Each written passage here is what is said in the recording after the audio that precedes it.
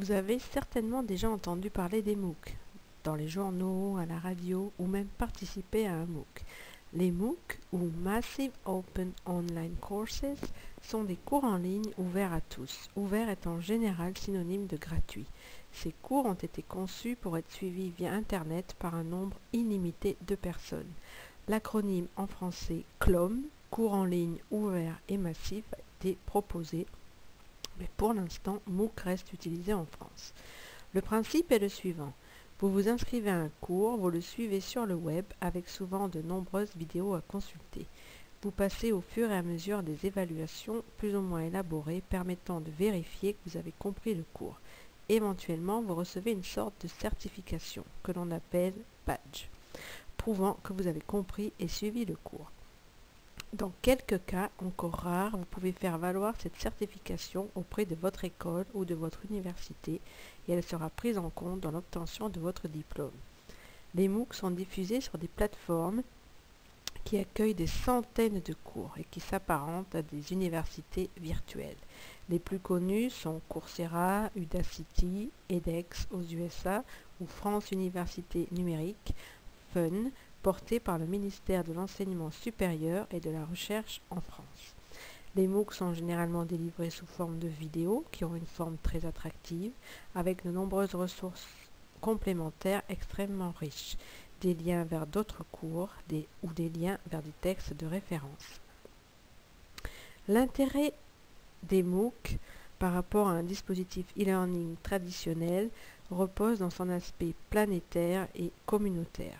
Par exemple, l'Université d'Édimbourg a été parmi les premières à diffuser des MOOC avec la plateforme Coursera. 308 000 étudiants se sont inscrits. Seuls 12% ont réussi les évaluations finales, mais cela signifie que plus de 30 000 étudiants ont validé leur MOOC, soit les effectifs d'une grosse université française. L'interactivité avec les enseignants est bien évidemment très faible, compte tenu du nombre important d'apprenants, mais la communauté des apprenants est reliée et peut s'entraider, ce qui permet de limiter le décrochage. En Inde, un nouveau modèle émerge autour des MOOC, mixant production locale originale et le recours aux MOOC des meilleures universités mondiales. Le nombre de cours offerts n'a cessé d'augmenter en 2013 et ils répondent à une forte demande sociale.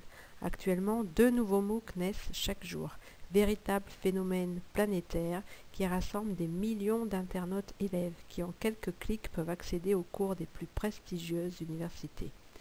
Alors que le débat fait rage et que le modèle économique a encore du mal à se stabiliser, de nombreux enseignants et étudiants se sont engagés en masse dans des MOOC, avec une estimation d'au moins 10 millions de personnes qui se sont inscrites à un MOOC en 2013. La vague MOOC, née dans le supérieur, n'épargnera pas l'enseignement des fondamentaux. Prenons l'exemple de la Khan Academy qui concerne les apprentissages de base. Ce site américain propose gratuitement plus de 4500 vidéos en maths, biologie, physique ou économie aux jeunes et aux moins jeunes qui souhaitent réapprendre des notions. Des évaluations sont proposées à chaque étape pour vérifier que la notion a été acquise. Le site est utilisé par 6 millions d'utilisateurs par mois, répartis dans le monde. Les enseignants peuvent intégrer dans leur classe les vidéos en suivant le principe de la classe inversée dont nous avons parlé précédemment. Un site de la Khan Academy en version française porté par Bibliothèques sans frontières en partenariat avec la fondation Orange est ouvert.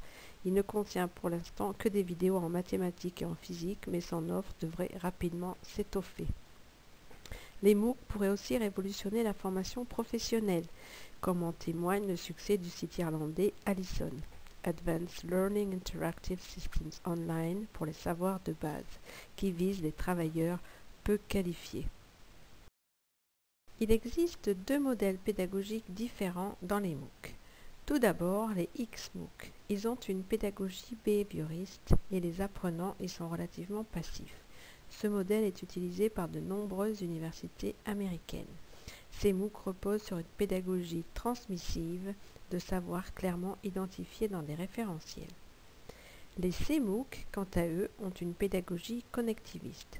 Pour y participer, les apprenants doivent être vraiment à l'aise sur le web et avoir développé des compétences personnelles pour exploiter le web au quotidien, pour organiser et gérer leurs apprentissages. Le réseau social des internautes apprenants interagit sur des forums et peut enrichir ou approfondir le contenu. Les objectifs d'apprentissage sont ici plus ouverts. Ces MOOC reposent sur le principe que ce sont les participants qui créent le contenu. Voyons maintenant quelques exemples de MOOC les plus connus en France. Tout d'abord, le MOOC appelé Gestion de projet qui a été proposé par l'École centrale de Lille. Il fait aujourd'hui figure de vétéran avec sa 3e édition qui vient juste de débuter. Ce MOOC a été un véritable succès avec 4000 apprenants dans sa version numéro 1 au printemps 2013, puis 10 000 dans sa version 2 en octobre 2013. ITIPA, quant à lui, qui veut dire Internet outillé pour apprendre, est le premier MOOC connectiviste français. Sa première édition a eu lieu en 2012 et sa 2e édition est elle aussi terminée. Ce MOOC est centré sur l'acquisition de connaissances grâce au web. Un nouveau MOOC appelé Enseigner et former avec le numérique, ouvert à toutes les équipes pédagogiques, sera proposé par l'ENS Cachan et l'ENS Lyon à partir du 30 avril 2014. Un MOOC complémentaire sur la formation d'adultes appelé Former avec le numérique sera proposé quant à lui en septembre 2014. Le CAFOC Auvergne participe à la création de contenu pour ce MOOC avec 2 autres académies, qui sont l'Académie de Besançon et celle d'Orléans-Tours. Nous vous invitons bien évidemment à y participer.